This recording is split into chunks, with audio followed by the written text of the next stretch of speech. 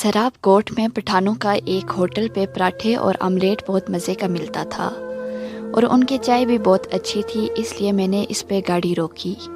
वो उतरने लगी तो मैंने मना कर दिया, आप गाड़ी में ही बैठे, मैं नाश्ता लेकर आता हूँ और प्लीज़ बुरा ना मनाइएगा, ये दुपट्टा जो आपने गले में डाला हुआ है इसको सर पर ओढ़ लें।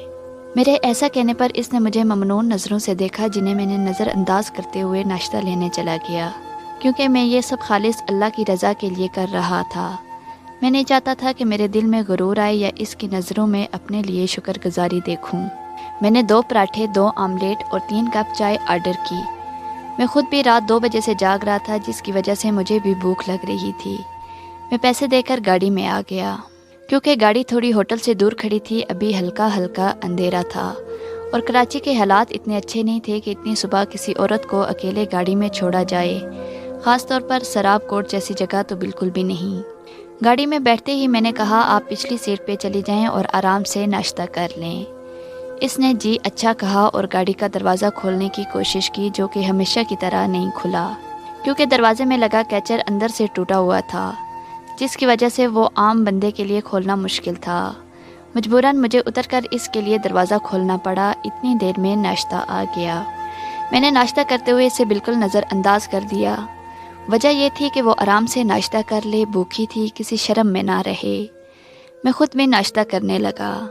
कुछ ही देर बाद मुझे इसकी आवाज़ आई, सर पानी चाहिए।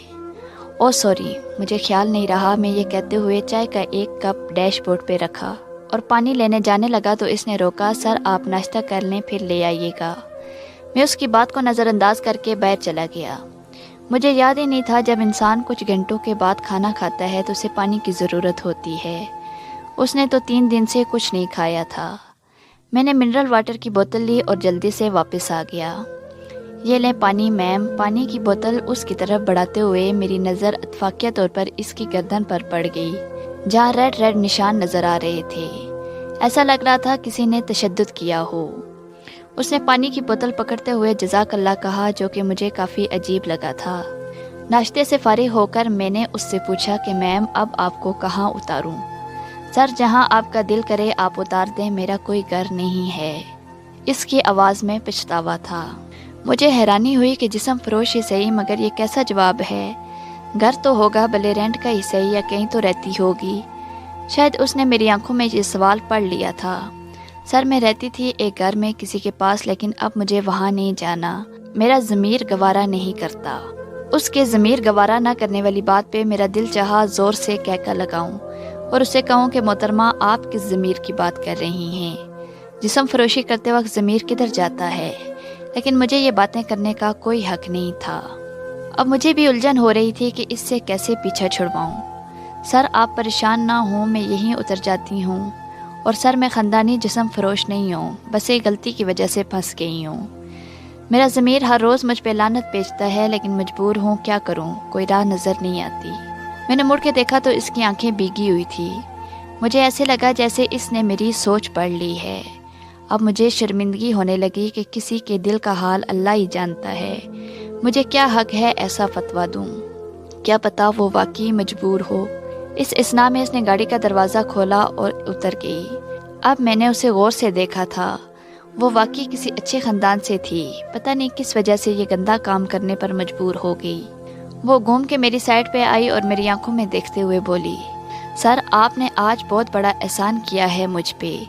भूखे को खाना खिलाना अल्लाह को बहुत पसंद है। मेरे पास जिस्म के अलावा कुछ भी नहीं है देने के लिए। मुझे पता है वो आप लेंगे नहीं, मैं एक गुनाहगार हूँ, लेकिन आपके इस अमल का अजर अल्लाह आपको ज़रूर देगा। अल्लाह हाफिज़ सर। एक पेशावर जिस्म फरोश औरत से इस किस्म की गुफ्तगू की मुझे तवक्को नहीं थी। पेशावर औरतें तो मदद भी अपना हक समझकर वसूल करती हैं। जब मैं ख्यालों से बाहर आया तो वो काफ़ी दूर जाती दिखाई दी। मेरे दिल में अचानक रोशनी फैली कि यार इसकी मदद करनी चाहिए, आगे उसकी मर्ज़ी। मैंने गाड़ी स्टार्ट की और बैक करके जिस तरफ वो जा रही थी उधर मोड़ दी। 1 मिनट से पहले मैं इसके बराबर पहुंच गया। गाड़ी रोककर मैंने हाथ के इशारे से उसे बैठने के लिए कहा। उसने एक नज़र मेरे चेहरे को गौर से देखा और दूसरे ही लम्हे इसके चेहरे पर बला का सुकून था। इसने फ्रंट डोर खोला और मेरे बराबर आकर बैठ गई। گاڑی گیئر میں ڈالتے ہوئے نہ جانے مجھے اپنے اندر کیوں سکون محسوس ہو رہا تھا۔ گاڑی چلتے ہی اس نے آنکھیں موند لیں اور سر سیٹ سے ٹکا لیا۔ میں نے ایک نظر غیر ارادی طور پر اس کے چہرے کو دیکھا جہاں اب سکون ہی سکون تھا۔ میں اب سوچ میں پڑ گیا کہ اس کی مدد کا ارادہ تو کر لیا ہے، لیکن اس کی مدد کروں کیسے؟ اگر میری وائف میرے پاس ہوتی یا بچے ہوتے تو اس کو اپنے گھر میں رکھ لیتا، لیکن میں اکیلا رہتا تھا، اس لیے ایسا رسک لینا بہت خطرناک تھا۔ پہلے سوچا ماموں سے بات کرتا ہوں، لیکن پھر خود ہی اپنی بات کی نفی کر دی، کیونکہ ماموں نے کہنا تھا پیسے دے دو کچھ اور چلتا کرو، لیکن مجھے پتا تھا اس مسئلے کا حل پیسہ نہیں تھا۔ میں اسے پیسے دے دیتا جتنے بھی، لیکن وہ ان پیسوں سے خود کو اس گندگی سے نکال نہیں سکتی تھی۔ میں نے ایک مال کی پارکنگ میں گاڑی پارک کی اور اتر کے باہر آ گیا۔ وہ شاید سو گئی تھی، میں نے بھی یہی مناسب سمجھا کہ کچھ دیر سو لے۔ میں نے اپنے ہیڈ کو کال کی کہ سر آج میں آفس نہیں آ سکوں گا، کچھ ذاتی کام آ گیا ہے اچانک۔ دوسری کال اپنی آفس میں کولیگ کو کی کہ آج پی اے کو کہہ دو کہ میں کوئی میٹنگ اٹینڈ نہیں کر سکوں گا اور کسی کلائنٹ کو ٹائم نہ دے۔ کال سے فری ہوا تو پھر سوئی وہیں جا کے اٹک گئی کہ اسے رکھوں کہاں۔ پہلے سوچا دوستوں سے بات کرتا ہوں۔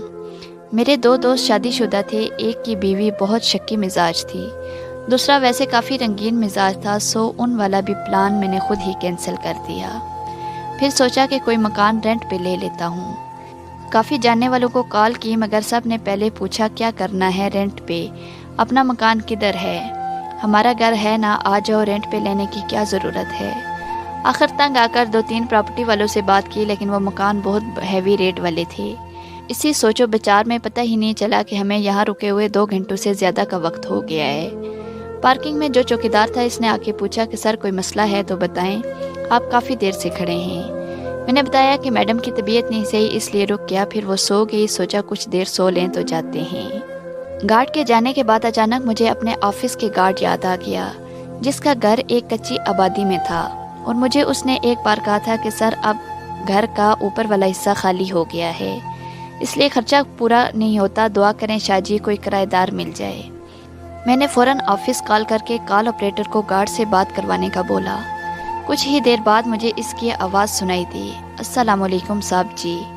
وعلیکم السلام خادم حسین، کی حال ہے تیرا؟ بس سائیں مولا کا کرم ہے۔ خادم حسین تیرا مکان رینٹ پہ چڑھ گیا ہے؟ نہیں سائیں، بہت پریشان ہوں، اگر وہ چڑھ جائے تو بچوں کی فیس کا مسئلہ حل ہو جائے۔ اوکے، وہ مکان رینٹ پہ مجھے چاہیے، میری کزن ہے، ان کا گھر والوں کے ساتھ کوئی مسئلہ چل رہا ہے اور وہ وہیں رہیں گی، کرایہ میں دے دوں گا اور ساری رسپانسبلٹی میری ہے، اور یہ بات آفس میں پتہ نہ چلے کسی کو۔ سائیں باقی سب تو ٹھیک ہے، لیکن میں آپ سے کرایہ لیتا اچھا نہیں لگتا، مجھے پتا تھا کہ وہ مجھ سے کرایہ نہیں لے گا، میں نے یہ بتا کے غلطی کی تھی کہ کرایہ میں دوں گا، اس لیے فوراً بات بدلی کہ کرایہ وہ لڑکی دے گی، میں صرف اسے گھر لے کر دوں گا، جس پہ وہ راضی ہو گیا۔ ٹھیک ہے صاحب جی، اگر ایسا ہے تو آپ چلے جائیں، میں گھر کال کر دیتا ہوں۔